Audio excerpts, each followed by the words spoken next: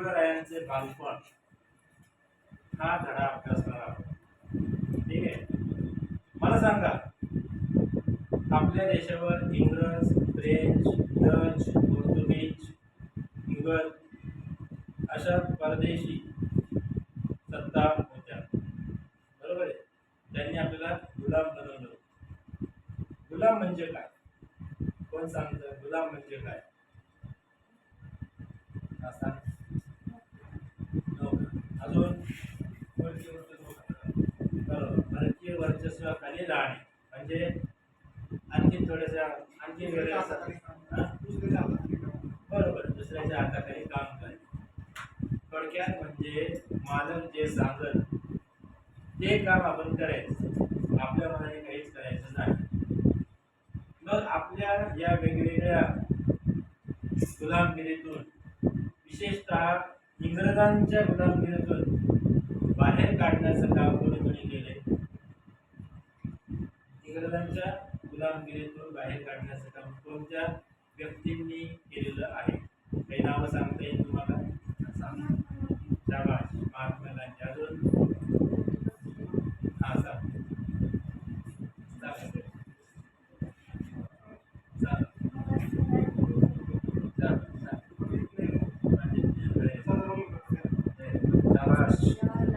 तर या व्यक्तींनी जे काम केलेलं आहे, तो लढा दिला, तर आपण काय म्हणतो?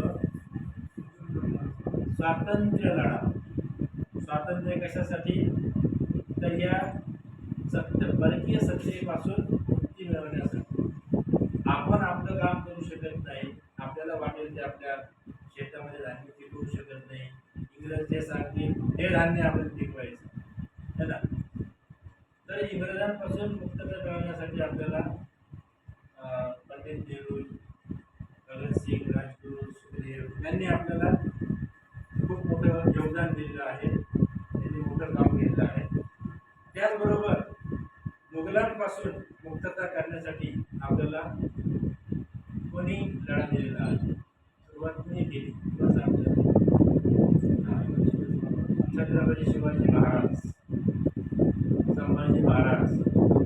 तर शिवाजी महाराज जे आहे ते लहानपणापासूनच अगदी शूरवीर होते.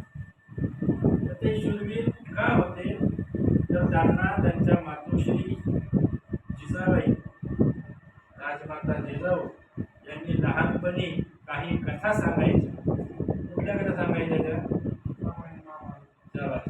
रामायण महाभारत. अजून रामायण महाभारतामधल्या श्रीकृष्णाच्या कथा सांगायची. लहानपणी श्रीकृष्णाने किती पराक्रम केले होते. लहान असतानाच कालिया मर्दन सगळ्यांना माहिती असेल, तर मग भला मोठा नाव होता तो.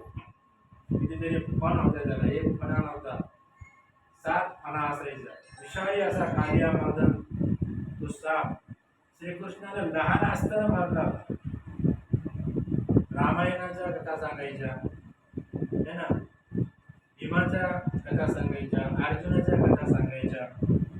आणि या सर्व कथा ऐकून त्याचबरोबर आणखीन महाभारतामधली एक कथा जी आहे तो चक्रव्यूह आतमध्ये शिरतो. कोण तो? शाबाश, वीर अभिमन्यू. काय केलं होतं बरं त्यांनी? म्हणजे काय? चक्रव्यूह म्हणजे विशिष्ट प्रकारची रचना होती आणि त्या रचनेमध्ये कसं आतमध्ये शत्रूच्या रचनेत शिरायचं, शत्रूला मारायचं आणि परत रिटर्न यायचं, वापस यायचं. परंतु अभिमन्यूने हे तंत्र जेव्हा शिकलं ते आईच्या पोटात शिकलं. कथा माहिती असेल तुम्हाला. श्रीकृष्ण अभिमन्यूचा मामा होता. अभिमन्यूची माता म्हणजे सुभद्रा, अर्जुनाची पत्नी, दुसरी पत्नी सुभद्रा, आणि अर्जुनाच्या सुभद्रेचा पुत्र म्हणजे अभिमन्यू. एकदा श्रीकृष्ण आपल्या बहिणीला गावाकडे नेत होता. त्यावेळेस अभिमन्यू पोटात होता. त्यावेळेस कथा सांगता सांगता सुभद्रेला खूप वाटायचं की हे युद्ध कसं खेळतात. तिने विचारलं आणि असं आहे अभिमन्यू आपलं अशा प्रकारचं एक तंत्र असतं आणि त्या तंत्रानुसार सगळ्यात कठीण तंत्र म्हणजे चक्रव्यूह घेतले.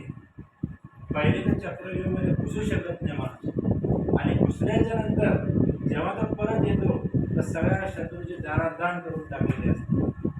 मग मला सांग दादा, श्रीकृष्णाला सांगितलं त्यावेळेस अभिमन्यू पोटात ऐकत होता, सुभद्रा ऐकत होती आणि अभिमन्यू ऐकत होता. त्याच्यानंतर चक्रव्यूहमध्ये कसं शिरायचं हे श्रीकृष्णानं सांगितलं आणि मागे बघितलं तर सुभद्रा झोपलेली होती.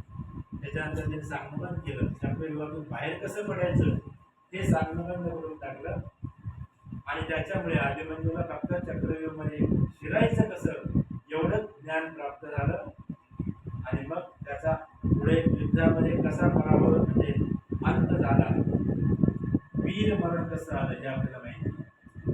तर अशा प्रकारे वेगवेगळ्या कथा जिजाऊ आपल्या मुलाला सांगायची है ना.